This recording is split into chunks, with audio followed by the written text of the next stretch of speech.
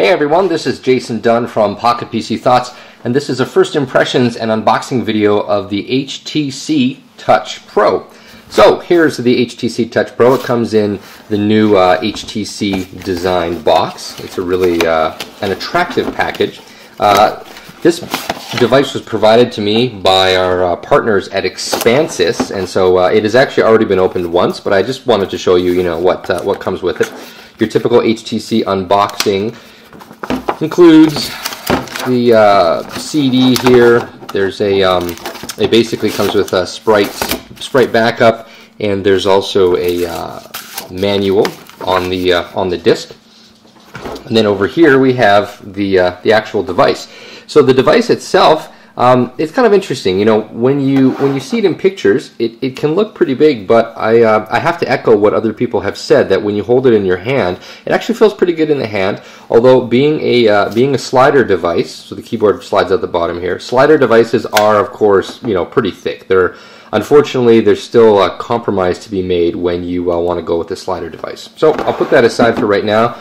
We'll see what else comes in the package. We have a small leather slip case. It's interesting. It's actually stiff, which is unlike most other leather slip cases I've seen. Comes with a pair of headphones. The headphones, of course, use the mini USB port. So this device, the Touch Pro, does not come with a 3.5mm headphone jack, which remains one of my sticking points. Headphone covers. Standard USB, sync charge cable, and then this is the modular power charger. So this is a European version that I was sent, and so it of course does not have the North American plugs. But because this is a standard mini USB design, it's really easy to recharge, even if you don't have exactly the right charger. Okay, so I'm going to cut for a second, and then when we come back, we'll power up the device and we'll walk through some of the features and specifications. Alright, so here we are, and this is the HTC Touch Pro. So in terms of specifications on the device, it uses a 528 megahertz Qualcomm CPU. Quite impressively, it has 512 megabytes of storage ROM on the device, and then it also has 288 megabytes worth of storage memory. System memory for running programs. So after a soft reset, there's actually 200 megs of program memory available. There's 61 megabytes in use, and most of that is from, or a good portion of that is from the TouchFlow 3D, which I'll show you in a second, and that leaves you 139 megabytes of free storage RAM. 139 megabytes is a lot of storage RAM, so that will allow you to do a good deal of multitasking.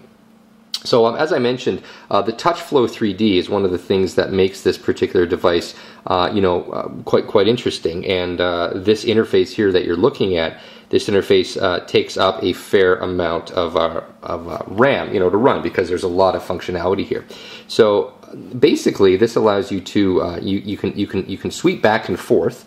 So I can do this with my finger here to switch between mail, messages, people, and then back to this point. And then if I flip over to, let's see here, photos and videos, I can actually flip up and down to flip through the images on my device. And then if I want to, I can actually go over to music, and I can do exactly the same thing. Whoops.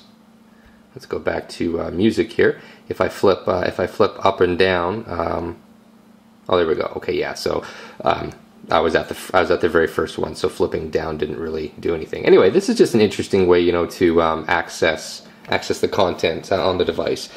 So it's a 2.8 inch VGA screen. So the screen is gorgeous. I mean, it is honestly one of the best screens I've ever seen on a device like this. Really, really high quality.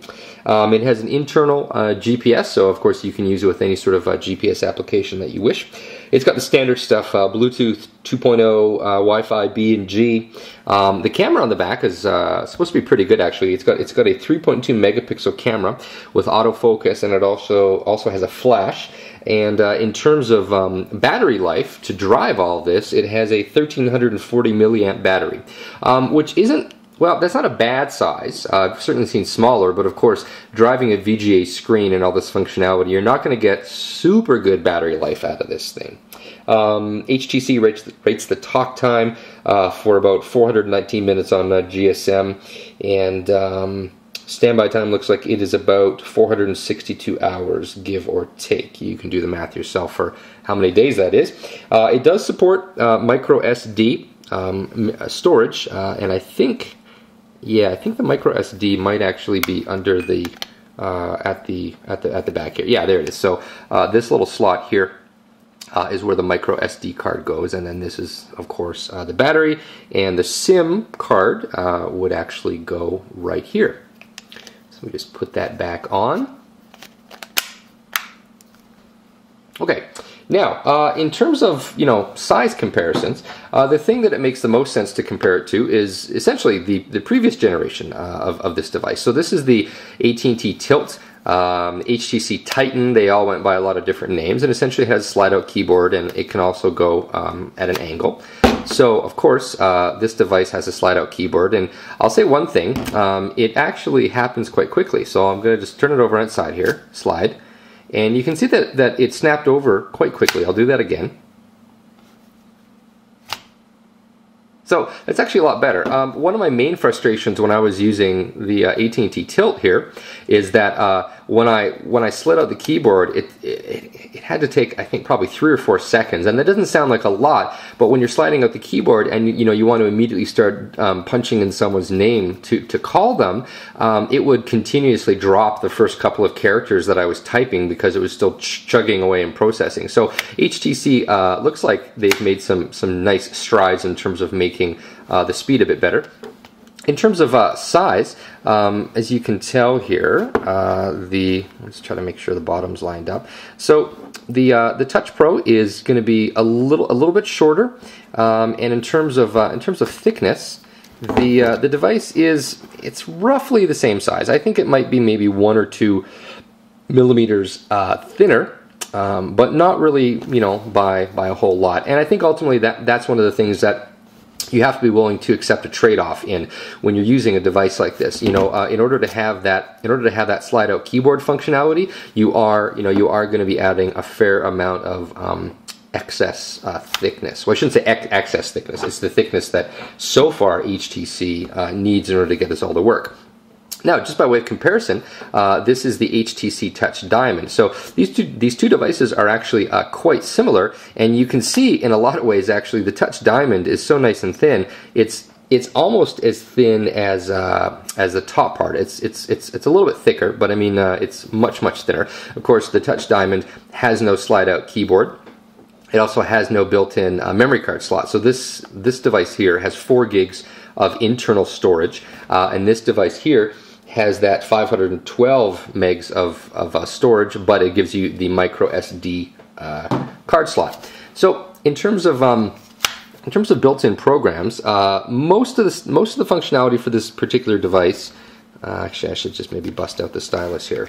Actually, now that I think about it, the stylus is quite small. So this is the sort of HTC ultra little wee stylus, and I always find it a little bit hard to use because when I'm holding it, I feel like I have to hold it in a really awkward fashion. So I would love it if HTC could, make it telescope or something to give a little bit more length. Now, in terms of program functionality, a lot of the stuff on here is relatively straightforward. They've included Adobe Acrobat Reader LE. There's the HTC Album, which is a pretty cool application. If you haven't seen it before, you can open up pictures, and then you can actually zoom into a picture by swirling your finger. So you zoom in, and then if you want to zoom out, you actually swirl in the opposite direction. So it's kind of a neat feature. And yeah, so that's about it for this device in terms of my initial impressions. This is just, of course, an unboxing and initial impressions. The full review will hopefully be coming up on Pocket PC Thoughts within the next probably few weeks or so. I should mention the YouTube client, because the YouTube client is actually quite slick.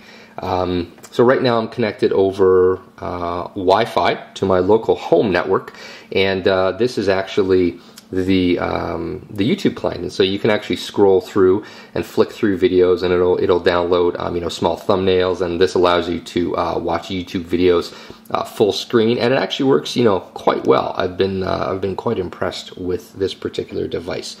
So that's about it for this real quick look at the device. Well, actually, sorry. Before I go, I'm going to mention a couple of other things, I guess. This device has volume buttons up or down, but one of the nice things that HTC did, they did something that sadly I don't know why it took so many years for this to happen, but if you press down on the volume and you press down a couple times, it will actually put itself into vibrate or silent mode, and then when you want to push it up, the volume goes up.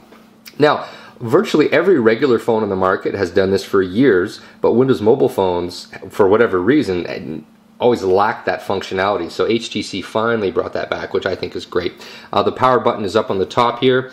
There's really nothing on the side, and on the bottom we essentially have the port here for charging, and then of course also for the headphones. So in terms of, you know, buttons, there's not really a whole lot here. I should mention one of the nice things I like about this device is this back portion is actually rubberized. Now if you compare it to the HTC Touch Diamond, I'll see if I can get the angle just right here so you can see all the yucky fingerprints on it. The original Touch Diamond, of course, has this high gloss back, which is a disgusting fingerprint magnet, and smudges show up, and it's actually really nasty. But I love the fact that HTC maybe acknowledged the fact that not everyone likes this sort of finish, and they put this rubberized finish on the back. I think it's great. So that's about it from Jason Dunn from Pocket PC Thoughts. I hope you've enjoyed this quick look and unboxing. Be sure to watch for the full review up on Pocket PC Thoughts, hopefully within a few weeks from now. If you have any questions, feel free to ask. I'll do my best to answer them. And if you're watching this over on YouTube, please, you know, rate the video, subscribe to our channel. Thanks a lot for watching. Have a good day.